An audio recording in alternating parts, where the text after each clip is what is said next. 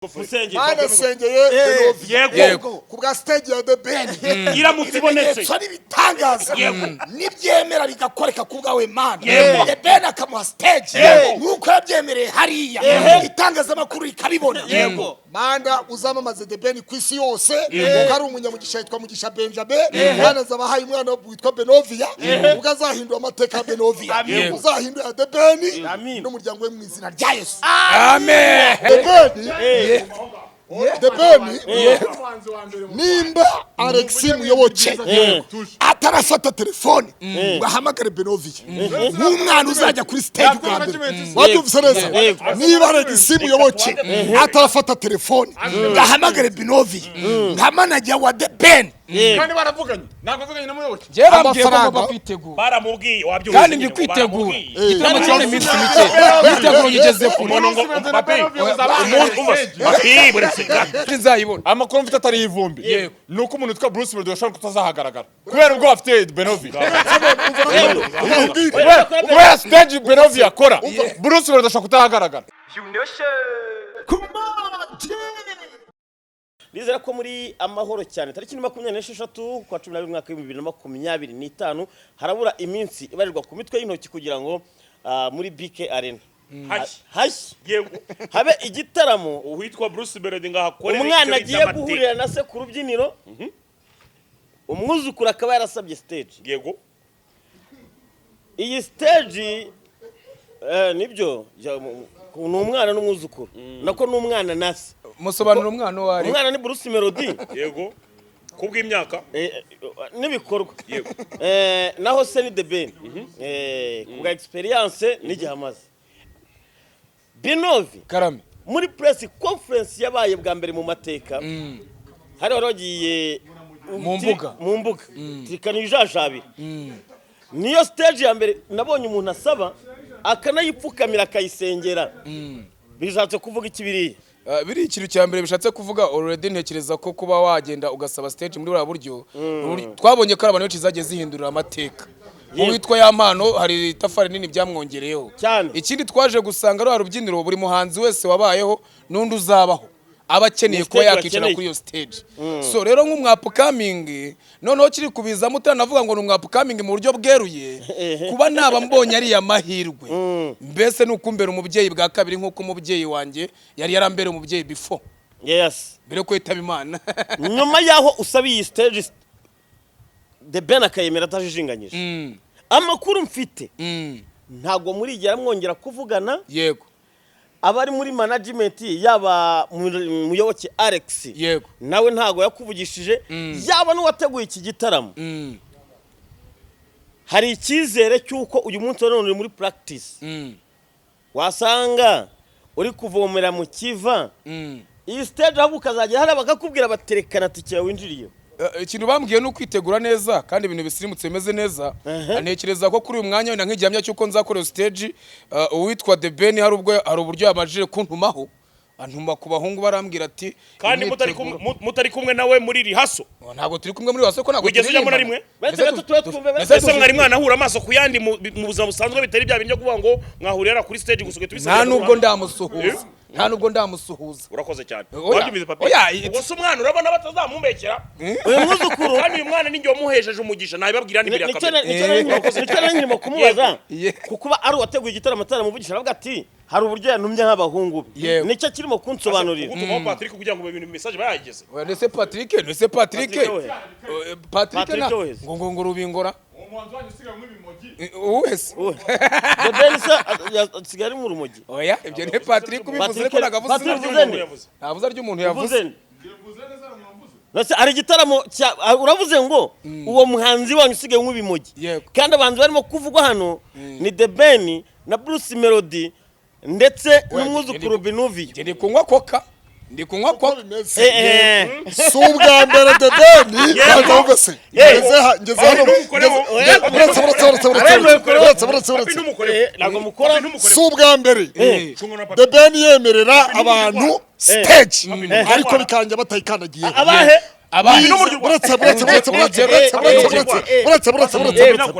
wijejwe n'iki ku stage uzayikandagiraho kutari uwa mbere utari uwa kabiri utari uwa gatatu The Ben nta kindi yari gusubiza hariya hari kugira ngo yikize oya yemereye mu ruhame numvise na wa munyamakuru buretse natayiguha bizagenda bite oya yemera atayihaye ninde navuga Korode navuga yemera atayihaye ubwo yemera atayihaye ninde yemera atayihaye ninde yemera atayihaye ubuse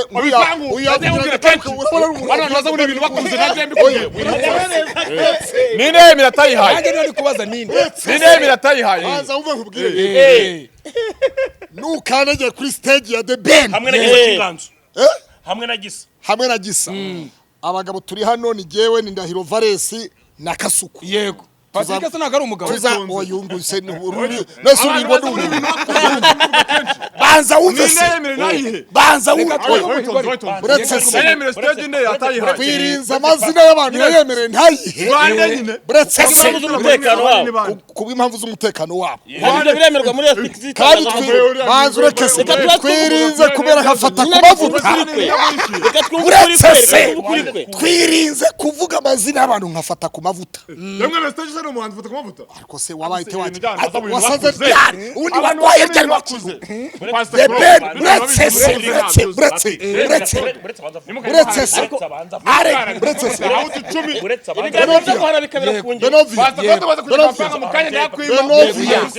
hashize igihe kingana iki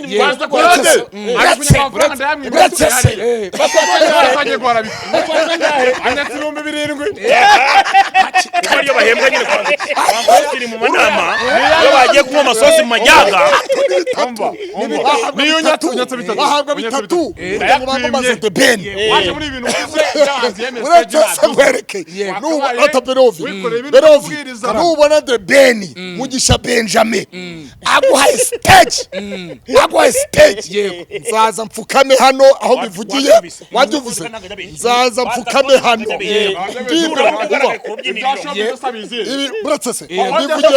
ndivugiye kuri Papi Empire na Gasuku Media no kuri Benovi wabyumvise nzaza mfukame hano usaba imbabazi oya aravuze ati azivuguruza aravuze ati azigambira kotoye n'ubwambira kotoye bazapfuka magasabira nibyo sanzwe nzi urumva The Ben nta kindi urabona uretse se akici kigori uretse swaki yakumira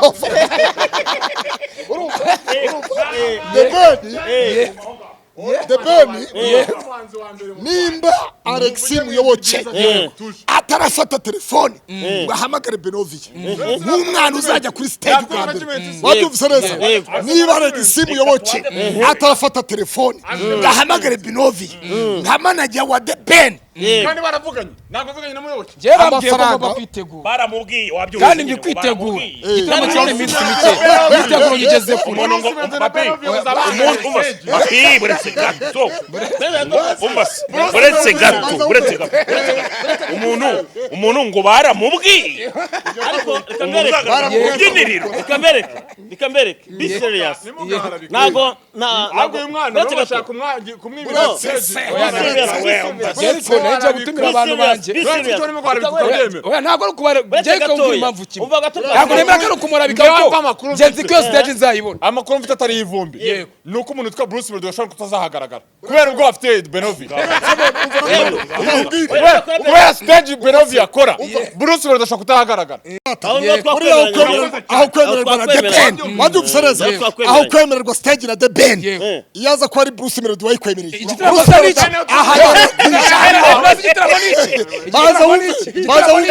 Bruce Melody ijambo avuze Bruce Melody ijambo avuze ari hagararaho ariko ibyo kwa The Ben baza umve hari abagabo babiri babyumvise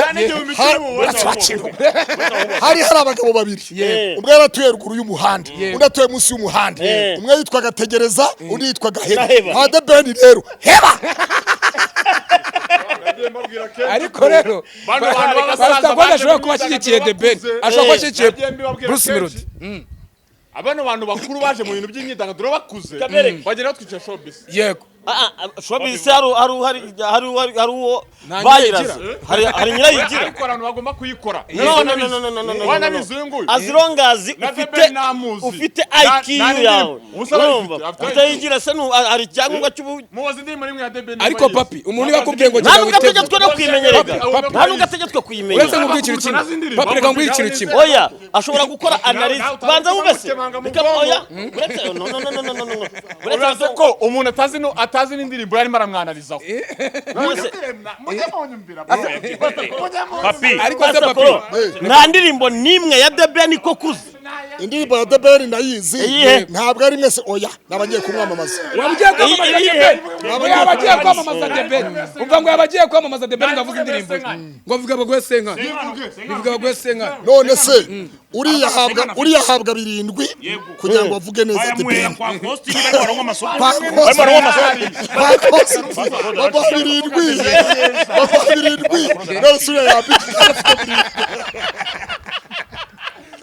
urumva rero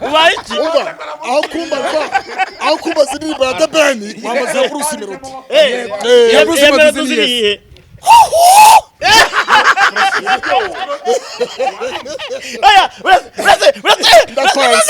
ndakwanze nushaka nawe unyange ahuhuhu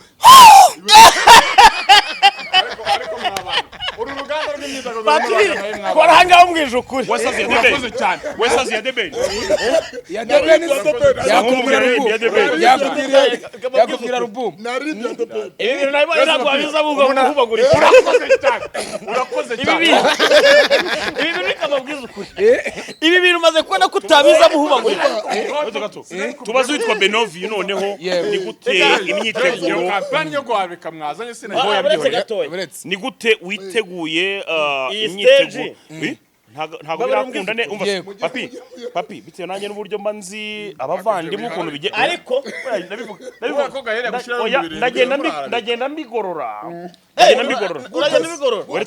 ni ukuvuga ngo uri muri anti campaign kandi ubyumva nyine ndi kugira ngo ngende nawe uvuze ngo uri kugenda usa ndi kugira nyine ngorora ku byo Pastor Claude yavuze ku kibazo yabajije ntabwo muri ibi bintu cyane ntabwo uri kunyumva kubwira wowe papi ntabwo uri muranyumva wowe ndi kugira ngo mbaze ngewe ikibazo urumva abo bavandimwe urumva papi abo bavandimwe nge ndabazi kwemera ikintu ashobora no kukwemerera baretse gato ashobora no kwemera ko yakugurira ikibanza ashobora no kwemera ko yakugurira ikibanza mu bantu urumva none uyu Patrick ushinzwe campaign yo kwa The Ben magingo aya ngaya arimo arirukanwa mu nzu ninjye avuye kumwimura mu gitondo bamwirukanye mu nzu umucumbikiye wowe ubwawe The Ben wowe uri rimwe niwe bunye papi wumva kurarinda shima ino fanta ya nkubwira The Ben wayiguze zane telefone ya mwana urumva papi bano bagabo rero ashobora kukwemera tubaza Benovio kamere ibintu tubigiye serious urumva ibintu tubigiye serious rero we bizanye imyaka yagusize ni kamere ibi bintu tubigire serious kuko aka kanya kanona buretse gatoya aka kanya kanona ibintu tubigire serious uretse guplayinga boss wacu urabyumva neza hari ibintu bigose urumva Patrick tubigire serious Benovio kimwe cyemerewe stage yego kabiri bamubwira kujya kwitegura urabyumva neza ariko nta suivi byongeye rindira gatoya njya cyatumye nza na Benovio nshaka kumubaza ngewe papi wagiye ku ishuri ariko nta suivi papi ariko mugari gasuku bamufunge kubera ko bamushyiraho papi ibintu nta suivi byongeye kugira umva suivi nicyo dushaka kwibaza yego umano no papi papi agenda gutegura mo gatega iyo umuyobozi agiye ahantu baza uve tugende gake iyo umuyobozi agiye ahantu cyane Pastor Claude ndetse tumubwire ngewe icyo nakwemerera cyo maginga yanga yo tuvugana nka Gasuku Jesco zo wa mipango tariki 31 zo kwezi kwa 12 ngewe nzaguhereza tike yo kwinjira VVIP mu gitaramo cya Kevin Kade aramuzi se aramuzi igitaramo kita last night ngo last night iyo umuyobozi yemeye ikintu abashinzwe gukurikirana gahunda y'ibyo yavuze babishyira ku murongo buriya Alex Muyoboke bakabaye baguhana akora icyo ngo azaba mu gitaramo cya DP Kevin Kade n'umuzi bebe akora iki Kevin Kade ni ndamuzi Kade ari kuri stage ya DP yahagera igitaramo cyo tariki 31 noneho kugira ngo byemere mbabwira igitaramo kizabera wose ndamuzi yera ndaza kwereka afisha yacyo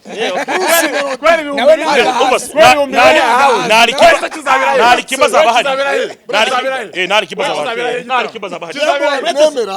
nemera Bruce Melody mubaze Kevin Kade wigitaba zagikorera ariko Bruce Melody yemeye ikintu aracyubahiriza na DP ntiyacemeye aracyubahiriza DP ntiyacemeye aracyubahiriza kamere ntabya DP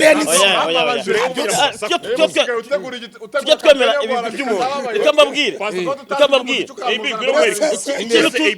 ikintu tuzaniye arabizi neza ko ibi nawe arabizi neza ko ibi n'umwe mu bantu twaganiraga nimugoroba arambwira ngo ibi twaganiriye nimugoroba arambwira ati mbabajwe cyane n'ukuntu Benovio yemerewe stage ariko magingo aya ngaha Benovio akaba ataramenya ngo azabanza kuri stage yaje mu muziki rimwe twicurira erega iminsi iracyari J aracyari iminsi igihe cyagiye weho nariteguye bakigaje neza na Bruce Melody narasubizwa niba zaririmba Bruce Melody niwe muntu wemewe aririmba ngo iki Bruce Melody niwe muririmbyi wo mu Rwanda wemewe ngira wemewe bita gushira inote y'igitanga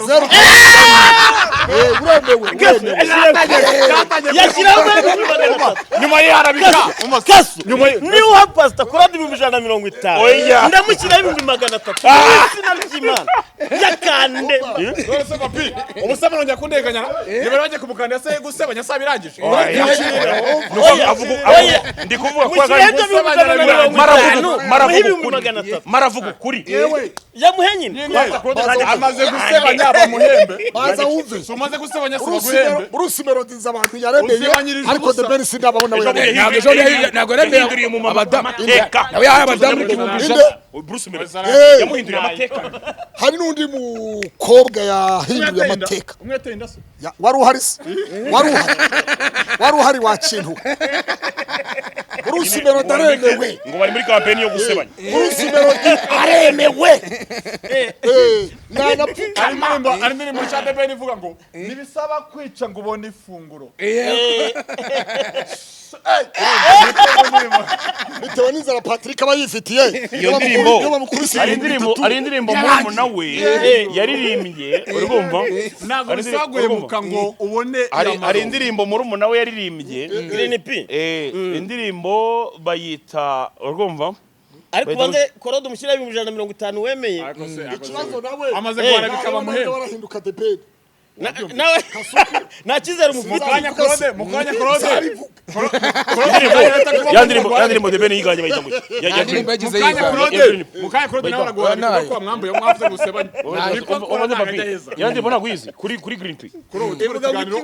Green abaririmba Gasuku nakwambura Gasuku arabizi nakwambura Gasuku ntabwo umaze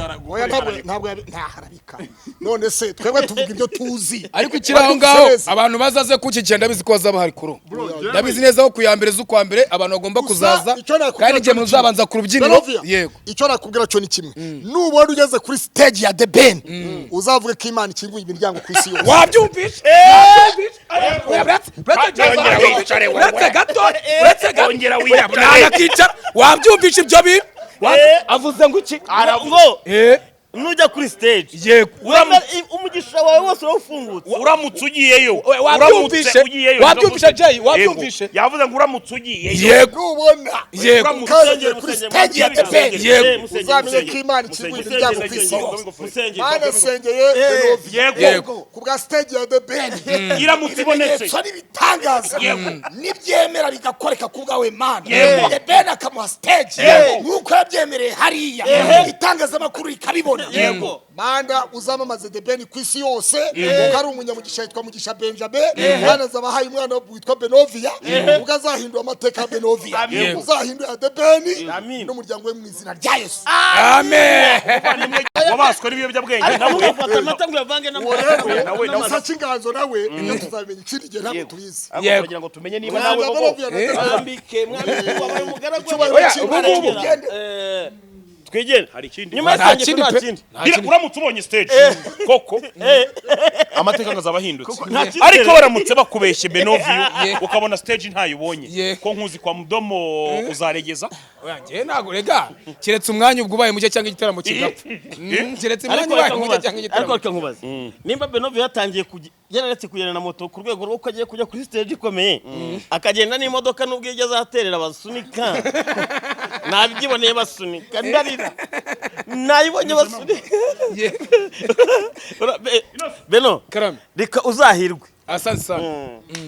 inyubako yanjye iruzuye nk'umusirimu ngomba kwesitaramo amazi ese ntushobora gusanga yandi yawe amatiyo yaratangiye kwangirika tandukana na kampani z'ibicupuri ubundi ugane MK Hardware Limited. MK Hardware Limited ni igisubizo ku bantu bose bashaka ibikoresho bya plomberi. Ahangaha tugufitiye amatiyo ndetse n'ibindi bikoresho byose kuva kuri robine ntoya n'inini. Dukorana na kampani ndetse tugakorana n'abantu bikorera ku giti cyabo. Ibikoresho byacu no original dore ko twigerera ku ruganda tukazana bya bindi nimero ya mbere utandukanye na babandi baguye ibikoresho ugasanga bimaze ukwezi kumwe gusa bikahita bitangira kwangirika. MK Hardware Limited duhereye hano ku Kinamba ku muhanda ukatujya Kacyiru ndetse n'undi muhanda ukata ujya ku Gisozi ndetse nk'ubwiye ngo ni mu masangano cyangwa mu mahuriro y'imihanda ntago naba nkubeshye dore ko hazwi nko ku isaha ucyabutse ureba inyuma gatoya ureba ku muhanda ujya ku Gisozi uhita ubona company nitwa MK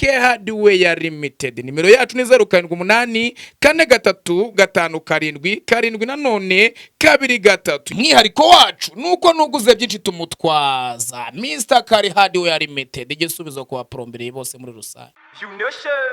Come on!